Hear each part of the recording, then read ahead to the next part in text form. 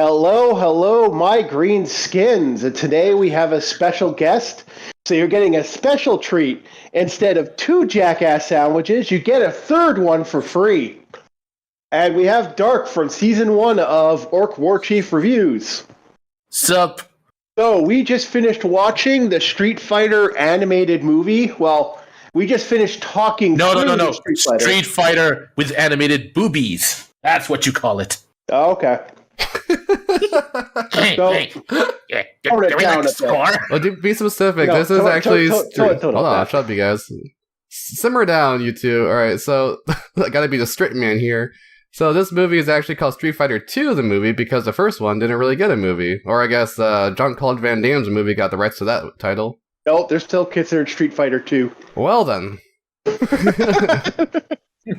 Fucking, what could we say about the fact that, okay, if we were to start on the Street Fighter fucking rabbit hole, this video would never end. I already disliked the Darkstalker rabbit hole. This one's even worse. Except for that one rabbit hole we saw in the movie, where it was a girl in the bunny suit. Well, we had another rabbit hole, but that was Morgan's ass, but, you know. So, we'll start with Dark, and then we'll go to Erwin, and then I will finish it off. That's what she said. Well, Basic first-time thoughts. Well, I personally think it's a great movie, whether you're a fan of the games or not, because it's just so cool. This is like, it has that feeling I had when I watched anime as a kid. Like this is a cartoon for big kids kind of feel, you know? Okay, so Erwin, what did you think of it? I thought it was similar, very similar actually, to how Darkstalker's animated movie was all formatted. Like, you have a scene established where the setting's pretty much a level from the game, and then you have the new fighter come in, they fight.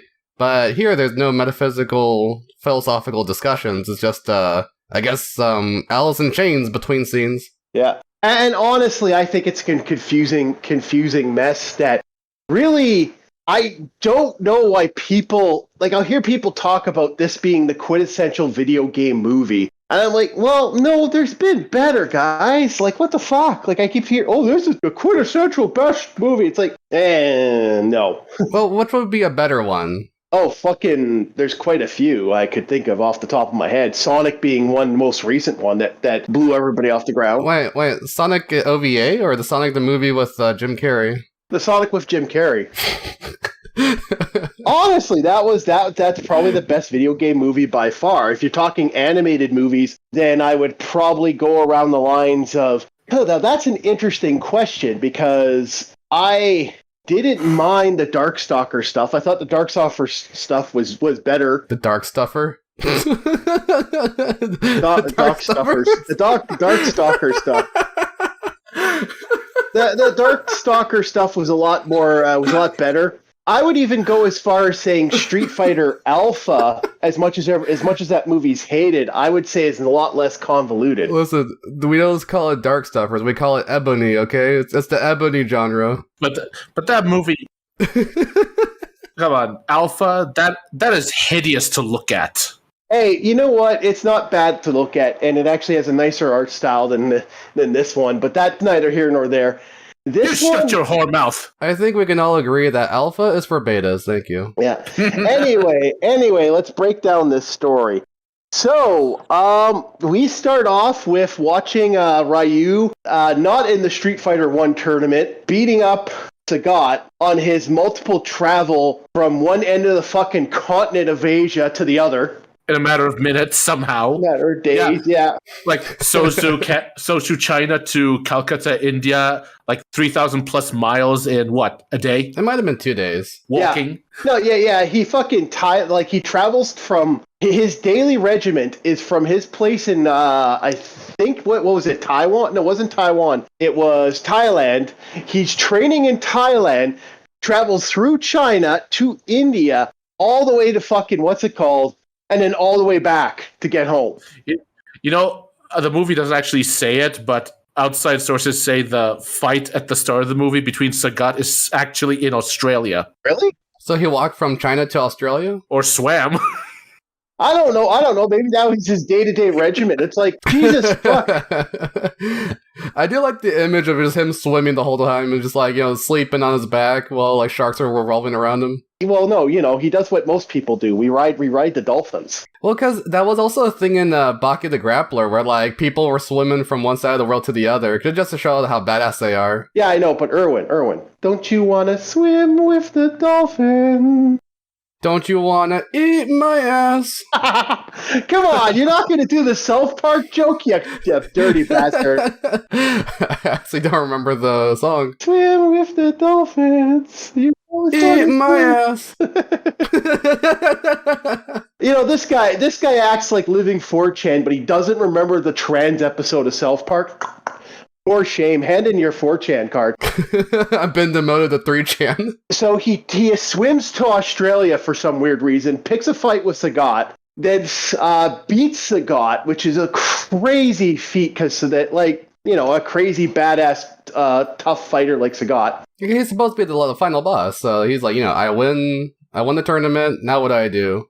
Well, he was the final boss of the first Street Fighter game, and he gets defeated. And then it cuts to Cammy. London. It cuts to London where Cammy's murdering somebody. And this is the only time Cammy's even seen, too. This is her only scene. Yeah, it cuts to London where Cammy is killing the Justice Minister in London, who for some reason has an American accent.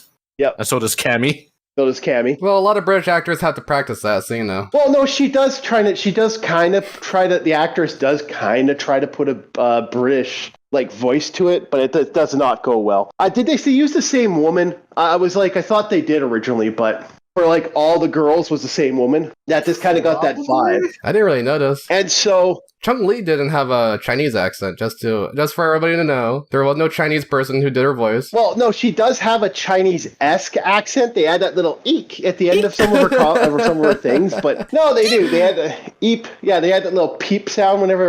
She'll say something and it sounds a little Chinese, but it's clear it's an English-speaking person speaking a language. Then we cut to the most funniest scene in the movie, the best scene in the movie. Bison walking to his throne room from his major facility, and it's like this epic walk sequence. That music is awesome, Yeah. Just pure badassery mixed with a pint of coolness with a jug of... So the question is, do they turn that on the loudspeakers when they're walking down the street? Of course. So whenever they have to get up to go somewhere, yeah, of course, I know they go there. Can you imagine? They're just walking down there. It's like I gotta go take a shit, and he stands up, and the second the doors open, you hear boom, boom, boom, boom, boom, boom, boom, boom. I imagine that happens. Then they come back, and he's like, "Hey, they just put some donuts out." Yeah, I just fucking keep going. Ooh, my Uber Eats is here. We'll have to. Oh man, I forgot to get a lemon for my water. Okay. Anyway, god damn it, we're ruining a good joke for the end of the video. So it's just this hysterical walk sequence, and then the badass is like, "Hey, we got this robot that really looks like supposed to be our surveillance bot. Looks a bit like Kano from Mortal Kombat. A little too much like him, if you ask me." Yeah, a little too many. Yeah, I totally agree. It looks like a crappy version of Kano.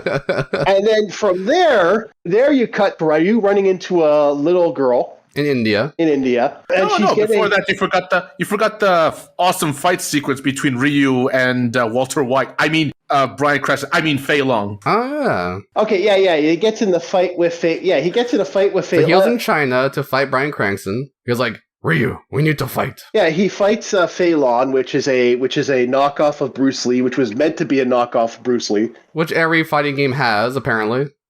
Which for some reason, apparently now, some people want to remove Fei Long in future games. I've heard that. Is he not Asian enough for the Asian club? No. Let's say this. Okay, you got your Bruce Lee you got your Bruce Lee Street Fighter, which gets a lot more respect than Dan Hibiki, for fuck's sakes, which is a complete FU mock of their rival SNK company. So it's like fuck. And then you got that scene where he fights where E Honda fights Curry Powder or Delson, which is a Mr. Curry Powder Ranger. Oh snap! The Curry Powder Ranger. Apparently, story as I've heard stories go. Apparently, the character's named after an actual deli or somewhere they would go to have curry and shit from this thing. I could see them doing that. That's something in common with the group. So they run into him, and again, all this entire time, you start cutting to other fight sequences. I believe at that point you get the Nighthawk. What's his name? T-Hawk or Thunderhawk? Thundercock. Thunderhawk fights Chad Thundercock comes in different here. characters. Come on, He fights Ken. Chad Thundercock, yeah, and fights Ken. Meanwhile, you got these robots that are like so blatant they're fucking robots. Like I'd be like walking down the street going, "Hey, is that a robot?" Yeah, it's a robot. Yeah, they're wearing like Ninja Turtle disguises. They really are. It's like, I'm sorry, but if I saw this guy walking down the street, fucking big cyber eye on his fucking left face and a fucking thing, I'd be like, what the fuck am I looking at? And this was a time before cell phones, so... Well, they had cell phones, but they had like these big giant keyboards on the side of them. Yeah. This is a world where people dress like Chun-Li, so I guess it's normal to them when people have these awkward... Also, can I just question, so what is this time period supposed to be? The 90s? The 2000s? There's like rotary phones? There's like rotary phones mixed with like 80s cell phones. 90s. The big giant bricks. 89, actually. Okay, so it's maybe 89. Yeah, it's supposed to be 89. The first Street Fighter tournament's in 89. And supposedly M. Bison's supposed to be 1,000 years old, so he was born in 18... No, well, hold on. That was terrible math. No. Like I said, 1889. they don't really explain. They don't explain it, actually. They don't explain what M. Bison is. There wasn't a comic. There's some comics that aren't So he's canon. supposed to be from like 889. I don't know. They're all over the place. I would be personally just to say, let's not worry about some of the backstories of these guys because it's fucking. They've changed them and they've changed them again. No, please go into extreme detail about the backstories. We want to hear that. We want this video to be about like 10 hours long. 10 hours long trying to explain the continuity of Cammy or how a 16-year-old girl fucking ends up in a fucking Street Fighter tournament, okay? Wearing her sailor outfit. Listen, it was the 80s, alright? It was wacky. Yeah, other than the obvious, we think- know that there's Cocaine's a hell of a drug. Maybe my chronology is wrong, but isn't she supposed to be Street Fighter's answer to Xiao Tekken's Xiao Yu? I don't know. She's all I know is Is she the girl with the panda? I don't know. Her. I have no idea. Oh, what the fuck? Because there's multiple. You're supposed to know your fighting game lore. Come on. I know my fighting game lore, but that's Tekken. Doesn't seem like it. You didn't know she's the panda girl. You disappointed me. Okay. Who motherfucker You knows dishonor about your Tekken lore? family. No. You dishonor your own family, man. You're talking about Tekken lore. You're talking about Tekken lore. You know, this the lore where they fire a guy into the fucking Musan. Sorry, I'm Tekken. I know you're Tekken, but you're Tekken my ass. Tekken You're- it to the you're limit. Tekken to the limit. Do you hate Tekken or something? No, Okay. well, yeah, it's garbage. Hey, you guys forgot. There's a review you're supposed to do. Yeah. So anyway, back to the story. So another big fight sequence kind of happens. Then it goes to a fight sequence with Zangief and fucking Blanca, which is the only time those two characters appear. Hey, you forgot DJ versus some randos. That isn't until a little bit later, if I remember correctly. No, it's before. Yeah. Yeah, that was when they enter Los Angeles, I believe. And then there's also that part when Chun-Li is taking a shower and she's bare-ass naked. And then she fights Vegas. Well, even Vegas? Chun-Li, And the cyborgs check it out, Chun-Li. Yeah, just like zoom in on her, analyzing the breasticles. No, we don't know what the fuck's going on. Like I said, that's how confusing this is. It's a confusing mess. Bison defeats Ken, becomes the turns him into his super soldier, and then they fucking and it just kind of keeps going and going and going in that way until there's just a final showdown between M. Bison and basically fucking everybody else. Ryu, yeah. And then it becomes Ryu and Ken. It wasn't really everybody else. So there was like this big, huge fight on top of a mountain that happens to be Ryu's house that's made of sticks. Yeah. Yeah, he was the middle pig, I guess. One made of Ken made his house out of bricks. He made his house out of straw, and I guess their No, littler brother, they made it out of straw. No. Ken made his on the sweat and blood of his family's fucking overwhelming fortune. Yeah, so... Hey, are we going to forget the most interesting fight between Fat Guy and Cross Eyes? Oh yeah, Fat Guy. Yeah, Belrog. What the fuck did they do to Belrog? He got double-crossed. Like, yeah, his eyes went all fucking crazy eye for a bit, and then he fights E Honda, and they get thrown. They fly off the thing and scream shit on the way down. As they go off the Look, this is my theory, okay? Balrog was keeping his eyes on both of the fights so that he can be ready when the other competitors are done, Yep. so he can get the sloppy seconds. Yeah, It's possible that awkward scene when he was watching the what's his name? When he was watching that fight between Zangief and Blanca, when his shirt just ripped, just randomly. Yeah, he got so pissed that he rips open his shirt like Grandissimo Magnifico. Yeah, Blanca and Zangief. Yeah. He must have torn a blood vessel somewhere. Blew out his O-ring. Hey, partner, come on, you gotta relax. Don't force it. Get a blow out your O-ring. Drop a lung. That's the story. They basically go off and he leaves. They all kind of have their happy little endings, and that's the end. This really isn't exactly, even though it's a convoluted as fucking movie and could have a lot more story, could do a lot with it. It does nothing. Well, for me, I think that the main problem is that they have so many fucking characters in these movies, basically, or the Darkstalkers OVA is 4 episodes, and they have 20 different characters. There's not enough time to establish anybody, except for maybe the main character. Okay, you know what's funny? What? You know what's funny about that? Did that not seem a lot less? That was a lot less convoluted than Street Fighter. I felt Street Fighter was all over the place. I would actually really agree, even though Darkstalkers had all this crazy philosophical stuff. Fucking, it kills cough, yeah. I haven't watched Darkstalkers, but regarding Street Fighter, convoluted, I don't know. I wouldn't go that far. I just think it's a simple action movie that just validates the fight scenes because it's from a video game that has minimal plot to it. So it's how do you layer it up for a movie?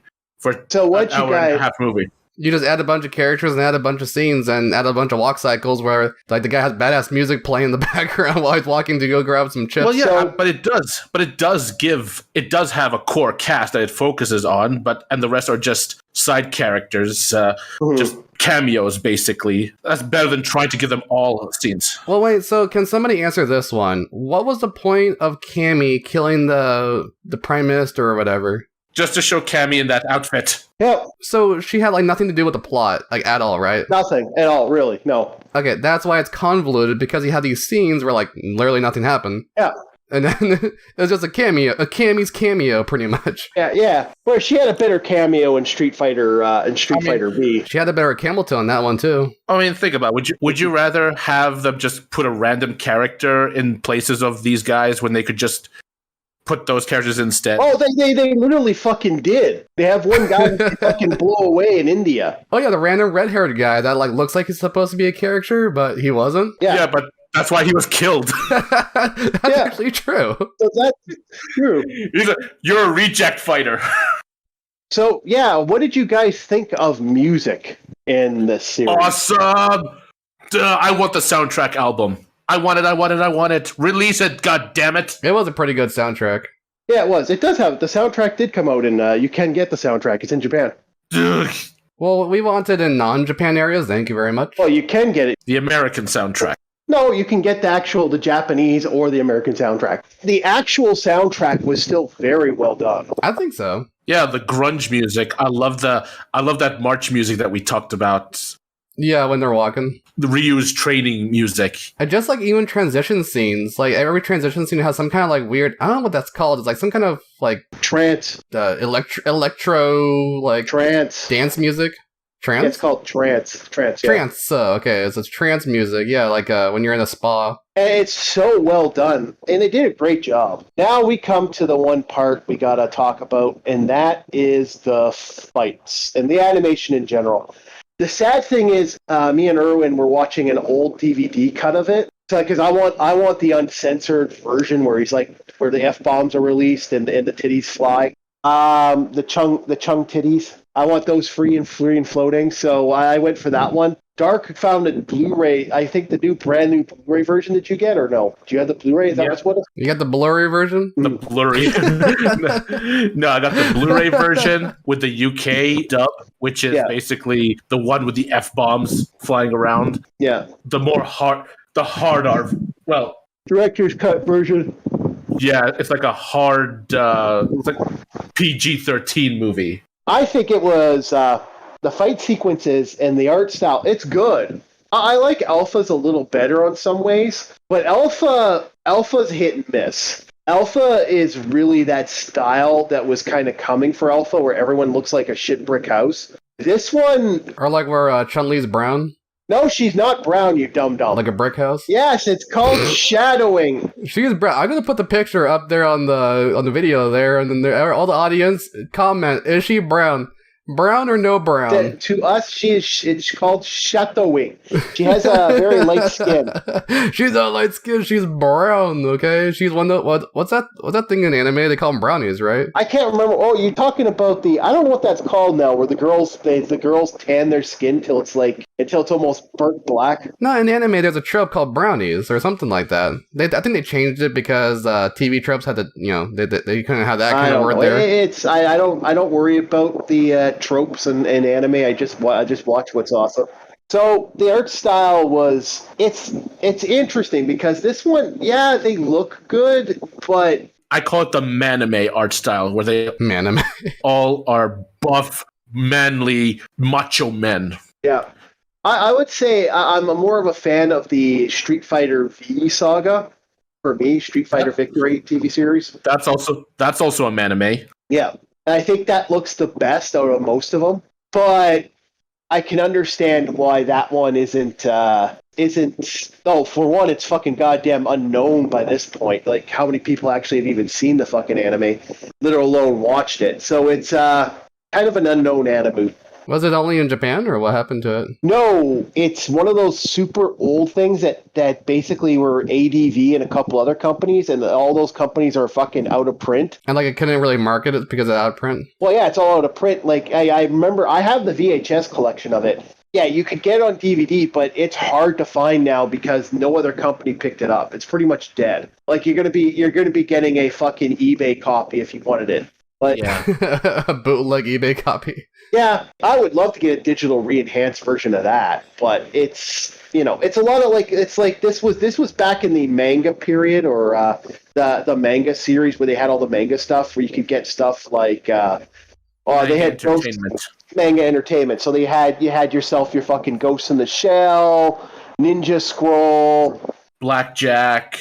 Dark Myth, Wicked City, Wicked City, Black Lagoon. No, Wicked City wasn't Black Lagoon. Legend of the Overfiend. No. Golgo 13, Golden Boy. Golden Boy. No, Golden Boy was ADV. You think I'm joking? I'm not fucking joking. Oh yeah, Burn Up. Who remembers Burn Up? Burn Up wasn't that was ADV as well. Listen, we're supposed to be talking about the action here. I know, but I'm just saying that I was just talking about all the stuff that this company had come out with, the manime. So the fighting sequences were all very well done. The physical art was pretty good. What did you think of it, Erwin? It's kind of strange because here there's very low frame rate for a lot of fight scenes, but some of the fights look more clear and clean because of the low frame rate. So I kind of think that's a plus rather than a minus, even though something like Darkstalkers had more complex, looked way better. Because in Darkstalkers, it looked really cartoony with a lot of the fights and all the moves they're doing and all the craziness. Yeah, but it looked better, right? But here it's I can kind of relate to a person getting punched by a fist. That's more approachable. Yeah. The fight scenes in this movie are amazing because they mixed realistic fights along with the signature fantasy moves. Yeah. According to Wikipedia, the fight sequence of the film were choreographed by K1 founder Kazuyoshi Ishii and professional fighter Andy Hug, the Swiss karateka champion and kickboxer. So they got actual people fighting, kind of rotoscoped it? Yeah, so this was really well done for fighting. They had a really decent fight sequence. You had multiple people that were just good fights, not perfect. It was so exciting, you're falling asleep, isn't it? Yeah, well, you're getting tired. I apologize for that. No, you got yourself. Oh, so excited! It was a very great fight scene. There was some greater, but then there was some yawn. There was some yawn fest. My yawn fest follow. T-Hawk versus Ken sucked. Yeah. That was kind of boring. It's like they take this awesome. It was short, though. That was actually a good thing. It was a short one. Yeah, it was short, but it was kind of boring. The best fight for me was definitely Chun-Li in her bath towel while fighting Vegas. Not just because she's like half naked and showing her panties and such, but it's because the way that they fought in a room, I'm like, God damn, that's actually really impressive that they didn't use like some kind of weird setting that was already a level in the game. It's their own new thing. Yeah. Oh yeah, and it's a brutal fight. Yeah, really brutal. Yeah, that was. It was a good brutal fight. She gets fucking really cut up, and I think the fights in this movie are enhanced by the music.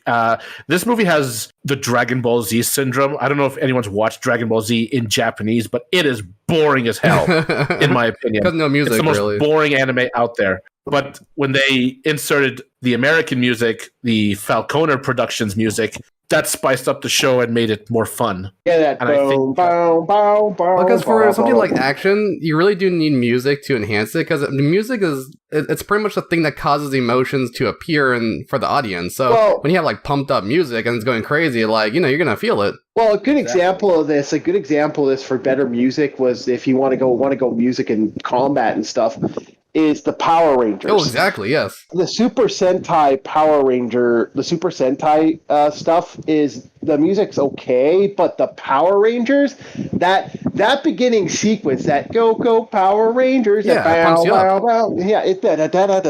That's good. Like, and that's why, like, in Kamen Rider, they do have some amazing music in Kamen Rider, and some of the best. They do some really badass music. Even a lot of shonen animes like Bleach, Naruto, Fairy Tail, they have like great music that pumps up when the fight gets more intense. Like, it's supposed to be there. Well, people still remember the Gaara versus Rock Lee fight. Mm-hmm. That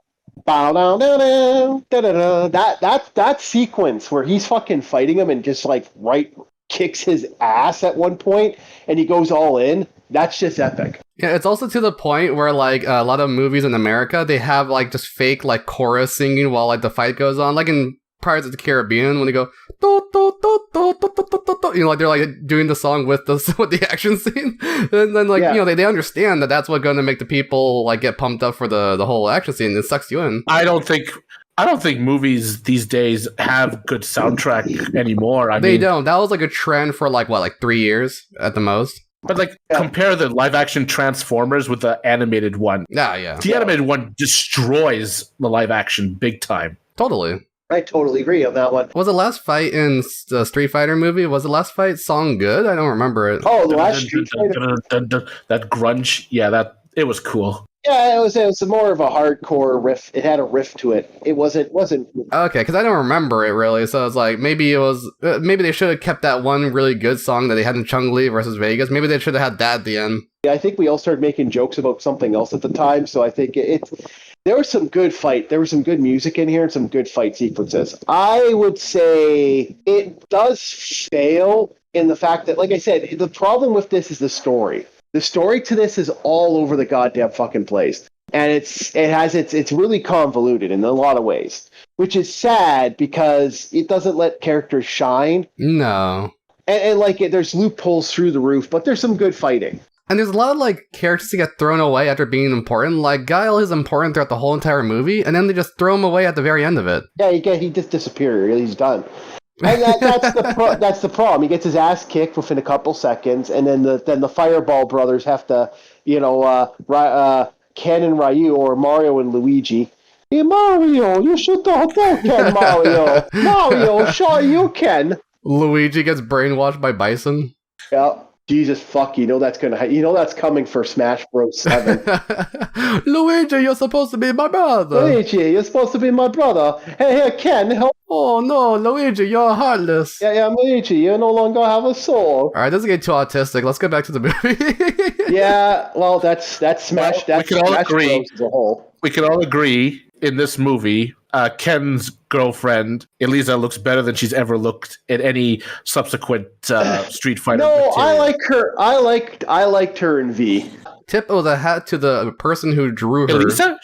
She's not in V. Yeah, she is. No, she isn't. Yeah, she is. No, she isn't. She is the V. Mm-hmm. She's in V.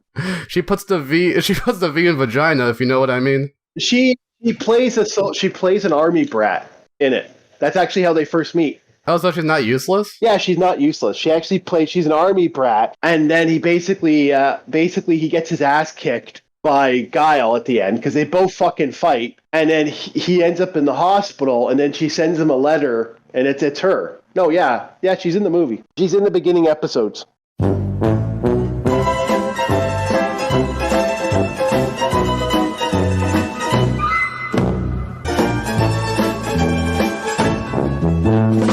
The sad thing is that it's good. I wish we could get a more touched up version, but unfortunately, due to certain circumstances, we will never get a good version of this because of what happened with there was a fire and it burned a bunch of anime to the fucking ground. Well, and that's why America made their own Street Fighter movie that's based on the same plot, but they added Jean-Claude Van Damme as Ryu, who's like some kind of blue camouflaged soldier man. Actually, if you watch the ending of the film, like the end credits, it actually says a Street Fighter movie starring Jean-Claude Van Damme is in production in Hollywood. Yeah, they released it. It's not great. Like, ugh. For that, it is that movie's not. Well, I'm not watching that. Why not? No, fuck you. That's just fuck you. It was bad. Fuck you. Just fuck you. Huh? So, what are you going to give Street Fighter? Other than the fact that this really wasn't that popular. It did have limited theater reviews, if I remember correctly. It was limited in theaters, but it was like so limited. Like maybe like one town might have it. I never found it until it came out on VHS, to be honest. I would love to see this movie in like a drive-through theater, but they don't have drive-through theaters where I'm from. Let's play the world's smallest violin for Dark over here for not having to drive through theaters. Yeah. So, third time, boys. Final call. What are we rating this? Dark, what do you want to give this? 9.5. Motherfucker, give me a 9? Erwin, what do you want to give this? Not a fucking 9, right? Well, here's the thing. It's a little bit less than a 9. It's not quite more than a 9. Never gonna be. But this movie was trying really hard to just be like a tie-in to the game so that it can promote the games as like, marketing material. That's why I had all these random fight scenes that didn't mean much. Had all the characters, didn't mean much, except for Ken, Ryu, and Bison. Those are like the only characters that mattered, right? And Vega and Chun-Li. They didn't matter at all. They didn't fucking matter at all in the entire movie. What did they serve to the plot? They served to show a lot of panty shots. Other than plot fan service. Titties and panties. Yeah, exactly. And that's all you need. That's all you need from them, exactly. But so because of all this uselessness that could have just been like a 10-minute movie, I do have to like reduce it from 9 to be more like towards a 5. And I only say 5 because it's slightly better than the Darkstalkers one. Because the fight scenes are a little bit better. And there's something that's like less annoying in this movie. There's no like annoying bratty girl screaming about nothing and like... we should just have that as your alarm. We should just have that put great. Like the alarm clock. Now you're the annoying bratty girl. Felt like a cat in the manifold for a second. Yeah. So, you're giving her a 5, eh? Around a 5, yeah. Yeah, I'm giving this a 4.5. I believe this is below average, and I still think from what other Street Fighter stuff that, like the other stuff that came out, and two of the better things that came out later was the Darkstalkers anime, which I think was far superior. So I'm going to give it what I think it's perfect in some parts, not perfect in others. If they only could fucking fix, like, if we could get a better version of this, like a way better, nicer version, if they gave us a true remaster, a digital, like a true, like, let's give us something awesome, which I know we're probably never going to get, I would give this a higher rating, and it would probably push it up to a 5. But And do you think Capcom could actually make this movie again, like these days? no. Well, I remember a few years ago they wanted to release like an ultimate collector's Blu-ray set, which included all the TV shows, all the OVAs. But this movie was censored in that special version. Yeah, and that's what I'm saying. We don't want a censored version. If you gave me a true, beautiful version with all the stuff, I'd actually give it a chance. But because we're not getting that, I'm not interested. So yeah, I'm giving it a 4.5. I'd give it a higher rating if it had a better. It's not as bad as the Street Fighter Alpha 2, which is god fucking awful. Yeah, Street Fighter Alpha 1 is okay. I like that art style a little better. And that's basically it. It's not really that good. I would actually even go as far as saying Devil May Cry is their fucking crowning achievement. Oh, goddamn. I think that show is amazing. that is the best Capcom series, I would say, by far, is Devil May Cry. And it has an annoying child character, and I still want to watch that show. Sounds tempting. Maybe in the future. All right, thank you, everybody. Please like, subscribe. Hello to all my United States fans and everybody from Indonesia and anywhere else that comes from. You're always welcome. Like, subscribe. Where can we find you, Dark? Are you doing anything particular? Nope, not lately. I am just a guest. Okay, and you can find Erwin at his YouTube channel. I believe you're still doing your Max Payne. Still doing the Max Payne slowly. I was in a lot of Max Payne in a couple last weeks, so that's why I haven't been doing anything. Fucking fighting the cold too myself, so I know the feeling. You can find me on Tumblr, where I do fan art. Yeah, like anybody's gonna look for you there. My fan art has boobies in them. Oh, everybody go to Tumblr now. Go to Tumblr. Tumblr servers are just like crashing because all the people swarm over there. All right, you guys have yourselves a very good one, and we'll see you all next time. Later.